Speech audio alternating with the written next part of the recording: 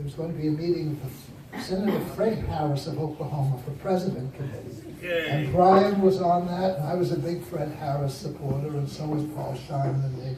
And I went to that, and that was the first time I met him.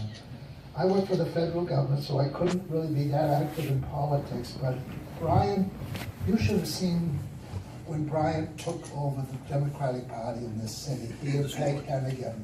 Well, and you were vice chair too, and just the organizational detail he brought together and how he built the party was wonderful, and his persistence. There was that night, 1980 election when Jimmy Carter was running against Ronald Reagan. And as Brian always did, he stands at the pole there at Emerson. And I went in, it was raining, it was snowing, and I went up there at 7:30 at night, and I said, Brian, the networks are already calling it for Reagan. You can bag it in. And he said, I said I was going to stay here till 8, and God damn it, that's what I'm going to do. That's what he did. And we've worked together on so many things. He's been such a great leader. You know, we recently had in Newton, the historic, we tried to get a local historic district, and Brian was so helpful in so many ways on that. But I'll just end with this.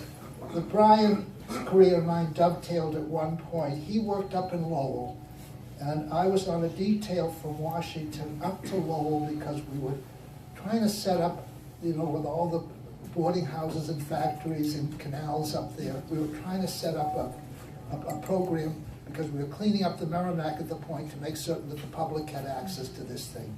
And I was up there, and Brian and I at the same time had the same thought that, you know, in the 1920s, they wanted to fill in those canals. They wanted to tear down those boarding houses. They wanted to shutter those factories and turn them down. The Depression came, they never did it.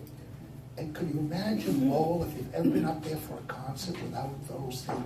So when they look at Brian and I, we're old. But when you look at us, what we're trying to say is, and as some other people have said it, once you lose something, you never bring it back. And when I look at Newton Highland Square, or I look at Warren Square, and they look exactly the way they did at the turn of the 20th century, that's something you want to save. So whatever you do, you want to save that. He'll be in the forefront of doing this. His career's not over yet. And thank you.